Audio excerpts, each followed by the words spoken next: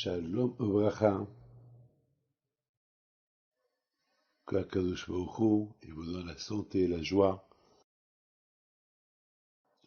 Aujourd'hui, nous allons parler d'un sujet très important.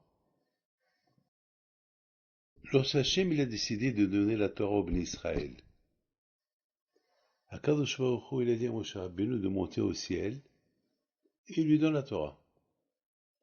La question se pose, est-ce qu'Hachem, il ne peut pas donner la Torah lorsque Moshe Rabbeinu, il est en bas, sur terre? Vous savez que lorsque Hachem il a donné la Torah au Bnei Israël, le jour de Shavuot, il s'est dévoilé à eux et leur a dit, c'est moi Hachem qui vous a libéré de l'Égypte. Hachem il est descendu. C'est écrit dans la Torah, Vayered Hachem. Akadosh Baruch Hu, il peut parler du ciel s'il veut, et de la terre, Moshe Rabbeinu il va écouter. Pourquoi c'était nécessaire que Moshe Rabbeinu il monte au ciel pour recevoir la Torah? Première question. La deuxième question, le pauvre Moshe Rabbeinu, la souffrance qu'il a eue lorsqu'il est monté dans la Torah, dans le ciel pour recevoir la Torah, il a eu peur des malachim. Ils ont voulu le brûler. Ils ont commencé à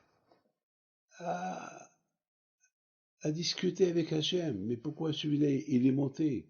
C'est un être humain. Est-ce que nous, on va chez eux? Qu'est-ce qu'il fait chez nous? C'est vrai. Un homme, sa demeure, c'est ici, dans ce monde-là. Et lorsqu'il meurt, on l'enterre. Il n'y a que l'âme que sa demeure, elle est en haut. Pas ici. Alors pourquoi mon cher Rabbeinu est parti pour narguer les anges? Pourquoi il est monté avec son corps? Pourquoi? C'est pas logique. C'est ce que les anges, ils étaient en colère. Ils se disaient, Hachem, quoi, tu veux renverser la création du monde? Ceux qui habitent en haut, ils restent en haut, et ceux qui habitent en bas, ils vont monter habiter en haut. Qu'est-ce qu'il fait Moshe ici? Hachem leur dit, il est venu recevoir la Torah. Alors ils ont dit Hachem à la Torah, mais il n'est pas pour eux. La Torah, c'est un protocole. La Torah, elle est importante. Tu vas pas donner la Torah à ceux qui vont la salir. Hachem, ici, elle est protégée. Et c'est ici, on lui fait son honneur. Elle a sa juste valeur. Mais si elle descend en bas, ils vont pas faire Shabbat. Il y a ceux qui vont faire ceci. Il y a ceux qui vont faire cela. Et regarde, le monde, il est idolâtre. La majorité de l'être humain dans le monde, c'est des goïms. Un jour, il va en prendre deux. Et alors, pourquoi tu veux salir la Torah? On donne la Torah à ceux qui peuvent bien la garder, mais pas à ceux qui ne vont pas la garder. Et surtout là-bas, il y a le Sahara. Et le Sahara, il va les tenter à faire des avérotes. Ils vont la salir. Akadosh Baruch Hu dit à Moshe Rabbeinu, Moshe, donne une réponse.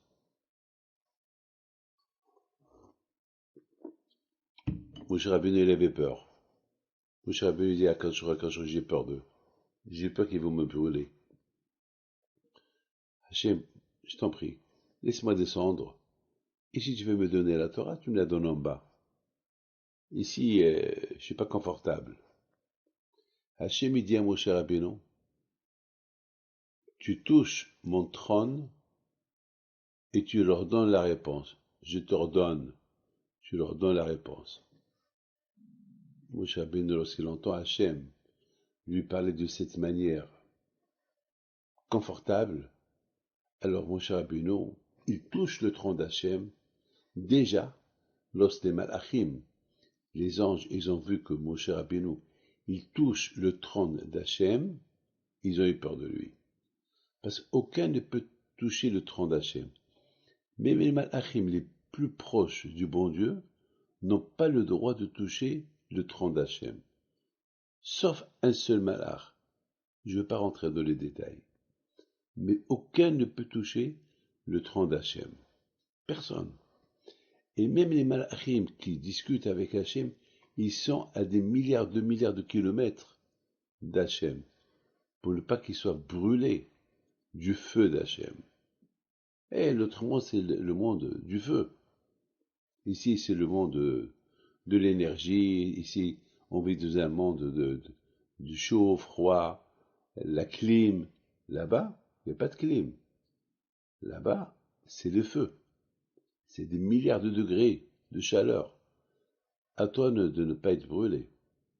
Et pour ne pas être brûlé, ben, mes amis, on parlera de ça plus tard.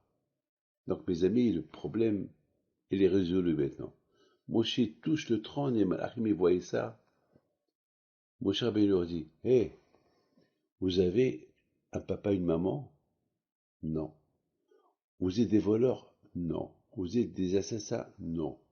Vous, les anges, vous avez des femmes? Non. Vous mangez? Non. Vous buvez? Non. Vous étiez esclaves en Égypte? Non. Vous avez les doutes dans la Emouna en Hachem? Non. Alors, si vous n'avez pas tout ça, pourquoi vous voulez la Torah? La Torah, c'est écrit, ne tue pas, ne vole pas, il ne faut pas envier, respecte ton père et ta mère, respecte Hachem, il faut avoir la Emouna, respecte Nida, mais vous n'avez pas tout ça. Pourquoi vous voulez la Torah? Les Malachim, ils ont dit à Hachem, Hachem, Moshe, il a raison, tu peux lui donner la Torah. Ah, maintenant, la question, elle se pose. Mais qu'est-ce qu'il a dit de plus, Moshe Rabbeinu, que eux, ils savent pas? Eux, ils savent qu'ils n'ont pas de papa, ils n'ont pas de maman, ils volent pas, ils tuent pas, ils sont pas des envieux. Ils savent tout ça. Et malgré tout, ils ont dit non. Qu'est-ce qu'il fait ce monsieur ici? Ils ont voulu le brûler. Et soudainement, parce que Moshe Rabbeinu leur a dit, il a parlé avec eux, leur a dit, est-ce que vous avez ça et ça et ça? Ils ont dit non, ils ont accepté de donner la Torah. Ils lui ont même donné les secrets de la Torah. Même l'ange de la mort, il lui a donné le secret du corona. Ça veut dire que s'il y a une épidémie, voilà, il faut faire la kétoret et l'épidémie s'arrête. Vous vous rendez compte? Est-ce que vous avez entendu quelqu'un qui donne le code de son coffre à quelqu'un? Non. Il va le ruiner. Là, le Malach avec l'ange de la mort, il donne le code de la mort. Comment arrêter la mort? À Moshe Rabbeinu, alors que l'ange de la mort, qui s'appelle le Satan, son kiff, c'est de tuer. Il a été né pour tuer. C'est lui qui tuait les gens. Et là, il donne le secret pour ne pas tuer. Alors tu vas faire quoi alors? C'est de la folie, mes amis. Et en plus, vous savez que la Torah, elle protège de la mort. La Tzedaka, il protège de la mort. Alors ça veut dire que le Malach HaMavet, il va rester au chômage. Il va plus tuer. Qu'est-ce qui se passe là? En plus, il donne le secret. Comment on comprend tout ça? Un argument qu'on ne comprend pas. Je comprends que les malachim ils vont dire qu'est-ce que tu fais ici dans ce monde-là? C'est un monde des malachim, c'est un monde des neshamot, des âmes. C'est pas un monde de l'être humain. Je comprends, mais je comprends pas. Je ne comprends pas que le malachim avait. Il lui donne des secrets de les secrets comment ne pas tuer quelqu'un. Alors il va faire quoi? Et je ne comprends pas l'argument que eux ils avaient. Ils avaient uniquement l'argument, la Torah c'est le protocole. C'est un bon argument. Mais Moshe Rabbeinu lui a dit, vous n'avez pas lu ça, mais eux le savent déjà. Alors, comment ils ont accepté un argument que eux ils savent? Écoutez, dans la Torah c'est écrit ne tue pas, eux ils le savent. Dans la Torah c'est écrit ne vole pas, eux ils le savent. Dans la Torah c'est écrit respecte ton père et ta mère, eux ils le savent. Parce que Moshe Rabbeinu il a répété ça, ils ont accepté. Mes amis, il faut savoir une chose.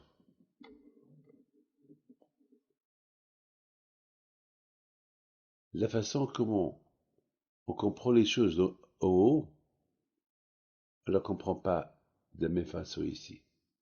C'est deux mondes différents. Ce monde et l'autre monde, c'est deux mondes complètement différents. Dans ce monde-là, on mange. L'autre monde, on mange pas. Dans ce monde-là, on se marie. Dans l'autre monde, on se marie pas.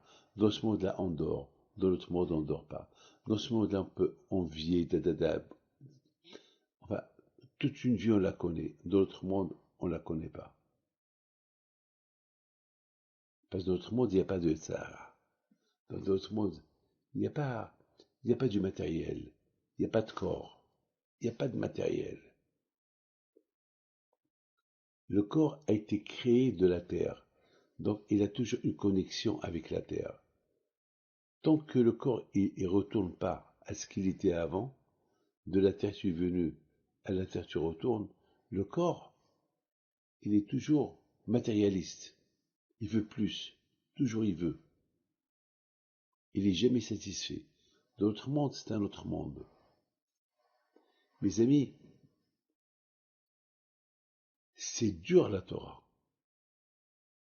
mais c'est un médicament. Ici, dans ce monde-là, le monde matérialiste, on a affaire avec le Sahara. Hier, j'étais en train de parler comme ça, dans une grande synagogue. Il y avait quelqu'un qui a fait comme ça.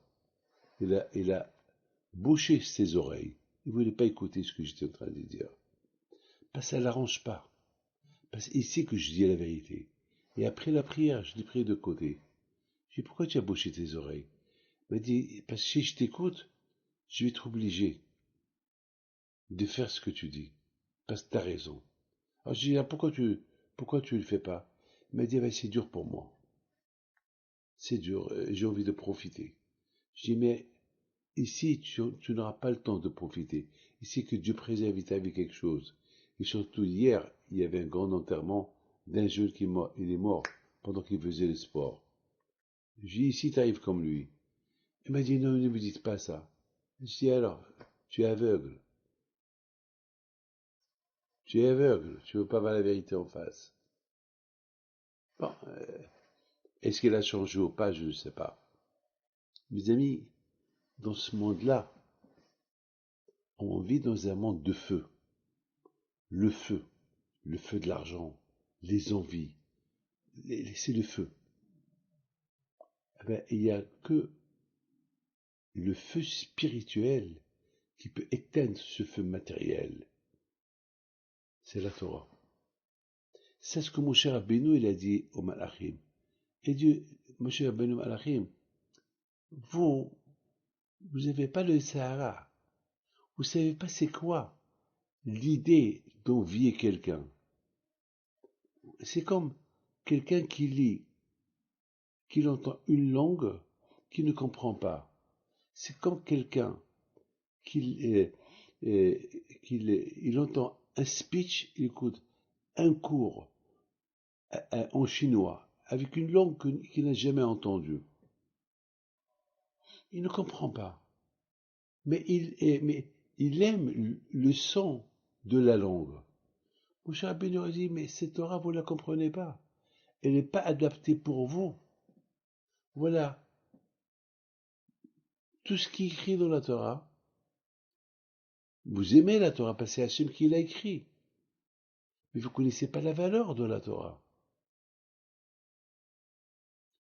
Vous ne connaissez pas les secrets de la Torah. Vous connaissez les secrets d'une autre manière. Vous comprenez la Torah à votre façon. Nous, on comprend la Torah à notre façon. Comment combattre le Yetzirah. La Torah, elle a deux façons à comprendre. La façon comment combattre le Yetzirah et la façon qu'elle est belle. Vous, les malachim, pour vous, la Torah, c'est comme un beau diamant que vous ne pouvez pas le manger. Il est beau. Mais pour nous, la Torah, c'est un diamant qui va nous aider à faire la guerre contre les Sahara. Nous, on peut utiliser ce diamant qui s'appelle Torah. Mais vous n'avez pas les Sahara. Vous connaissez que la beauté de la Torah. la beauté du diamant. La beauté, mais nous, pour nous, c'est la Torah, elle est pour nous d'une autre dimension. La Torah pour nous, c'est nous aider à combattre le Sahara. On, on va comprendre c'est quoi respecte ton père et ta mère. On va comprendre c'est quoi. Le Torah dit non, il faut pas envier, il faut pas tuer. On comprend le sens parce qu'on vit avec. Mais vous ne vivez pas avec parce que vous n'avez pas ces éléments. Vous n'avez pas les parents, vous n'avez pas le crime, vous n'avez pas le vol, vous n'avez pas des femmes, vous n'avez pas du manger, vous n'avez rien du tout. Parce que vous êtes des malachim, vous êtes des anges. Et ça, mon cher Rabbeinu, c'est de cette manière qu'il leur a expliqué. Il leur a dit, je suis d'accord avec vous. La Torah, c'était un diamant. Mais c'est comme un diamant sur les doigts d'une femme. Un diamant. Elle a le plaisir de le voir, mais elle ne peut pas le manger. Rien que le plaisir de le voir. Exactement. Vous avez uniquement le plaisir de voir la Torah. Vous ne pouvez pas la vivre. Nous, on peut la vivre. Elle va nous sauver contre les Sahara qui nous embêtent. Là, les anges, ils ont compris. Ils ont dit, Hachem, Hachem, donnez la Torah. C'est vrai. Maintenant, il nous a fait comprendre le sens de la Torah que tu as donnée au peuple d'Israël. Alors pourquoi quand il n'a pas donné cette Torah? Pourquoi il fallait consulter le Malachim? Parce qu'Hachem, il ne voulait pas que les Malachim ils ont des arguments. Il fallait que l'argument qu'ils ont, ils le rendent directement avec l'homme, Moshe. Parce qu'Hachem, il peut pas avoir des arguments avec Hachem, parce qu'Hachem, il peut les faire taire. Mais ils vont toujours avoir des arguments contre les bénis d'Israël. Et pourquoi? Regarde qu'est-ce qu'ils font. Alors là, mon cher Rabbeinu leur a dit, on a besoin de la Torah. C'est vrai, on risque de la salir, on risque de ne pas respecter Shabbat, on risque de faire des avérotes, mais il y a la Teshuvah. On fait Teshuvah. On fait la Teshuvah, le bon Dieu nous pardonne. Il y a Kippour, il y a Rosh Hashanah, et on fait Teshuvah.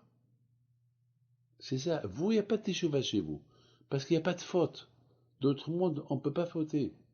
Et dans l'autre monde, s'il y a monsieur et madame qui se rencontrent après 120 ans dans l'autre monde, est-ce qu'ils vont discuter? Est-ce qu'ils vont se bagarrer pour l'éducation ou pour une maison à acheter? Non, il n'y a pas de bagarre, il n'y a rien. Là-bas, ils sont uniquement assis, ils lisent la Torah, ils vivent la Torah d'une autre manière complètement. Et justement, Hachim, il a fait comme Moshe Rabbeinu, il monte là-haut pour expliquer tout ça au Malachim. C'est lui qui est concerné. Et Hachem, il a voulu montrer à Malachim la force de Moshe Rabbeinu, la force de l'être humain. L'être humain ne connaît pas ses forces. L'être humain, ses forces, ils sont au-delà de ce qu'on peut imaginer. L'être humain, il est fort. L'être humain peut devenir un ange. L'être humain peut devenir Rabbi Shimon Bar Yochai, Rabbi Meir Baal HaNes, Rabbi Yaakov Vetzera, Rabbi Chaim Taib Lomet, Rabbi Chaim Pinto. L'être humain peut devenir un ange flottant, un ange avec les ailes qui s'envolent dans ce monde-là.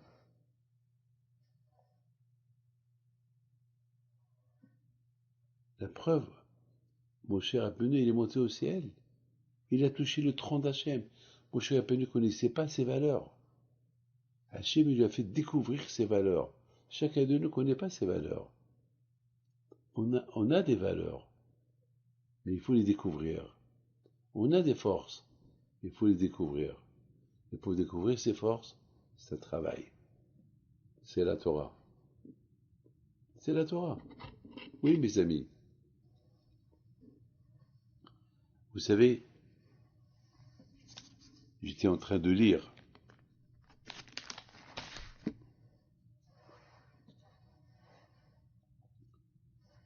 la Torah, la paracha de cette semaine. Et lorsque la Torah te dit construis un tabernacle, aujourd'hui il n'y a pas de tabernacle. Aujourd'hui il n'y a pas de Beth Amikdash. Mais la Torah, elle te dit, construis-toi. Regarde quelle force l'homme il a. L'homme, il a la force de construire une maison pour le bon Dieu. L'homme, il a la force de construire son corps qui devient la maison d'Hachem. Vous vous rendez compte, moi, David Pinto, Hachem, il réside en moi. Et mon corps, et puisque Hachem, il va résider en moi, alors Hachem, il va m'aider. Fais ça, ne fais pas ça. Mes instincts, mes entrailles, mon cœur, mon cerveau, ils vont m'aider. Pourquoi? Parce que moi, David Pinto, j'ai décidé à les mettre au service d'Hachem.